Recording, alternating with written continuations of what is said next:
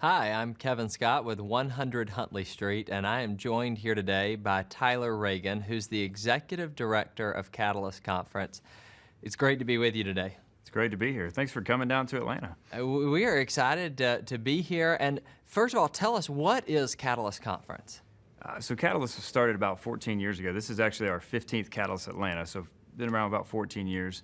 And it started with John Maxwell, well-known business leader, used to be a pastor, and he was having conferences and realized, man, the conferences are getting older as I'm getting older, and was like, I want to make sure I connect with the next generation of leaders. And one of those men that he tapped was Andy Stanley to kind of help be that voice. And so I guess 14 years ago, Andy Stanley, Reggie Joyner, a few folks from North Point Community Church, Gabe Lyons, who runs Q Conference now, and John Maxwell decided to start this event for really leaders who were 25 to 40. We call it Next Generation Leaders, that first stage of career life.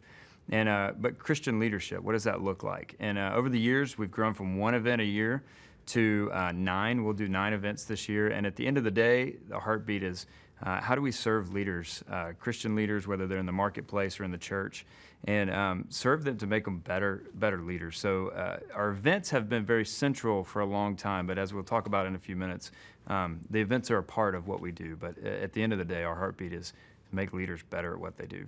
Yeah, Tyler, tell us how Catalyst has grown, because I remember the first Catalyst conference I attended. I think it was in about 2002. Yeah. And it was at North Point Community Church. Yep. It was big then, but it was held in a church, and Yep. it was just a once-a-year event. How has it changed over the last 12 years? So in 2000, like 2 years after that, so it was at North Point for 4 years. And for the last 11 years, we've been here at the Gwinnett Arena. So this is a 12,000 seat arena. It started there weren't 12,000, it was probably 4, and then it grew. And, and so that was once a year at that time. Well, back about 6, 7 years ago, we started a new event called Catalyst West. So instead of getting people all to fly to Atlanta, we thought, well, let's do an event out on the West Coast so that the West Coast community can have its own event. And it's really a passion of ours that it's not Atlanta taking over to the West Coast. We really try to program it to be a West Coast event. We have our own creative team out there and community. And then we started a Dallas 2-day event also about 4 years ago. So we have 3 of these really large 2-day, 3-day events. And it's just continued to grow from there. So then we also do 5 one-day events. We do those all over the U.S. in churches. And Andy Stanley and Craig Rochelle, the pastor out at lifechurch.tv, he comes with us. And they just really talk about nuts and bolts of what it looks like to lead. And so that event actually tends to be executive teams, lead pastors. It's down to time management, to what does it look like to choose your family first. I mean, just literally nuts and bolts. And again, we'll talk about this in a minute, but we have a new event that we're working on to kind of get us back a little bit to this, who are those young leaders that we want to constantly invest in. But we've, over the years, doing 9 events kind of all over the country, and as that's happened, we've gained a voice in Christendom and a voice in leadership. So Catalyst, people want to know what we have to say about things. So that's how God's continued to kind of expand this ministry and this event, if you will. We just don't want to be an event. We want to continue to serve leaders. Well, and Tyler, I know so many Christian leaders across North America whose lives have been shaped and their walk has been deepened with Christ, and their leadership has grown through the work of Catalyst. So I want to hear what's next. Tell us what leaders can expect. Yeah, so I moved into the direct role about a year ago. And for the last year, we've gone through a brand audit, basically going, okay, God's given us this platform for 14 years, but we don't want to just ride this thing into the sunset and do things the way we've always done things. We feel like he's not done with Catalyst. And so we've spent a lot of time on our knees over the last year going, all right, God, we want to steward this influence the best way we know how. What does that look like? And so as we've been doing that, we continue to wrestle with the fact that we don't want to just have events where everybody comes to it and they become part of the Catalyst family. That's great. But what if the events, what if we turn that a little bit, and the events become just a gathering of our tribe that we're connected with year-round? And so a big part is a shift for us to go, we want to invest in leaders 365 days a year. So one thing is we developed an app that we launched, and we realized through our friends, 86% of people's free time is spent on their mobile device. So we've had a website. People go to there to blog. There's articles all the time. We send it out on social media. But even websites are becoming a little bit obsolete. People aren't going there. They're not logging in to see it. they're looking and reading everything right here on their mobile device. So we really wanted to be in a place where leaders are constantly being fed really positive things. One of the things we do is every week we offer a 1 to 2 minute challenge. As simple as that, because you know this, we get a million different things in our heads as leaders. Well, I got to try this, I got to do this. What if it was one thing? What if it was one thing? And so on Monday every week, there's a challenge that comes out. It's a video challenge, and it's somebody like a Christine Kane or Andy Stanley or whoever, and they're basically saying, this week I want you to think about this one thing and do it.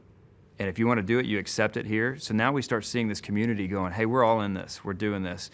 And we're just trying to challenge leaders year round. And then the other thing that has come out of this is a new event we're calling Catalyst Next. And it's the simple idea of what does it look like over the next 5 years for church leaders, for Christian leaders, for young leaders.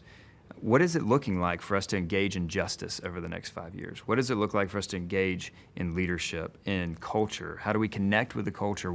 And we wanted to get men and women who are practitioners, not just authors that write about it. And so we're in November 20th in DC, we're going to have our first one. It's at the Lincoln Theater. And it's going to be a new format. We're going to have Mark Batterson talk about leadership, and then we're going to have a panel with Mark Batterson and John Tyson and Gabe Lyons and Joe Saxton, and they're just going to talk about the talk. This works in New York City. This doesn't. This works in Toronto. This doesn't. This work.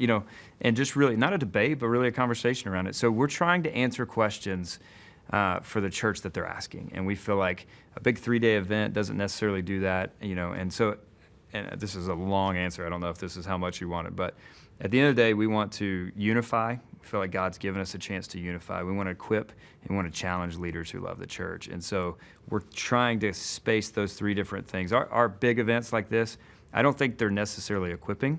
They're really the unifying, and they're the challenging part. We're going to push you a little bit. But we want to get in a place too where we equip and start giving you resources and tools. So that's a lot of what's going on, and I think it's just kind of the uptick, for the next season for us. So Tyler, anybody anywhere can now get plugged in with the app and, Yep. and really join the Catalyst community? Absolutely. And that's really, really learn us. That's really, you see our DNA. One of my favorite things, I've been in the production creative space for a long time. I love that I get to go to my team, my marketing team, our production team, whatever, and I literally get to say, whatever you've dreamed of that you want to do to make this incredible, how do we do that? We don't have those boundaries of we've got this tradition, our tradition is how do we push the envelope in everything we get to do. And so the app for us is that too. So there's going to be creativity in there. There's ways. One great thing is if you have a question about what's a great young adult resource, you can create your own topic, and then these leaders who are all connected to this can go in and start telling you what they think that is. So we've got leaders all over the world connecting. Within the first 2 days, we had 41 countries downloaded, people from 41 countries. So they're all interacting and talking about it. So, because our big idea is that we're a community of change makers. Well, we can't just be a change makers. We want to be a community of those. So we're trying to help equip our community to be a community. Wow. So Tyler, I want to get personal for a second. You All right. are in a position to influence leaders in North America and around the world. Yeah. Who as a leader has had the greatest impact on you? There's been a few. I got to spend 10 years with part of North Point Ministries, and my specific role was service programming, which was really neat because a couple of us from the campuses of North Point got to meet with Andy Stanley every week, and he would come with, here's what I want to talk about, and we would help figure out how to make it, how to surround it with music and how to create series around it. And it was just a joy to sit at the table with Andy for 8.5 years and really, from a leadership perspective, hear him process leadership.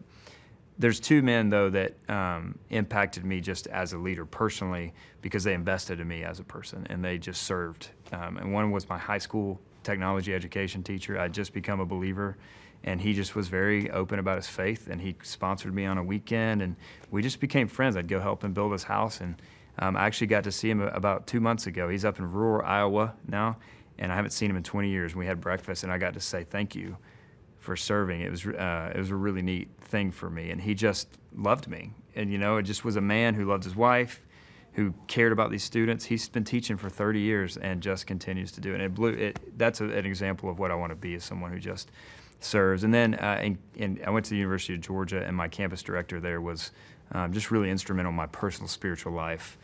So those are three men that have really impacted me, who I still connect with and stay in touch with.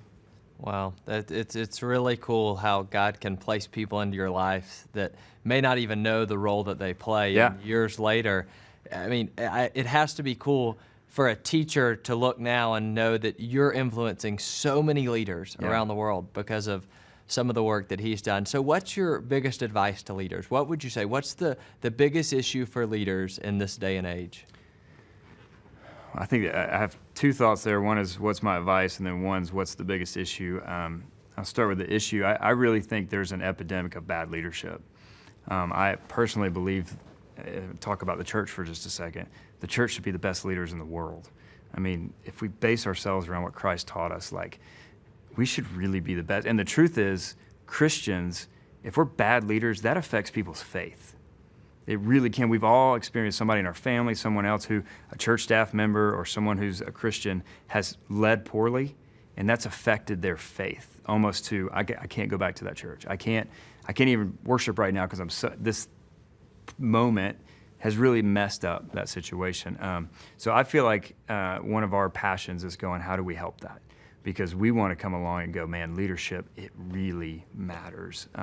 It's not above the gospel. It's not, but it gives us a platform to make the gospel spread even better and farther and more efficient and gets to more people with good leadership.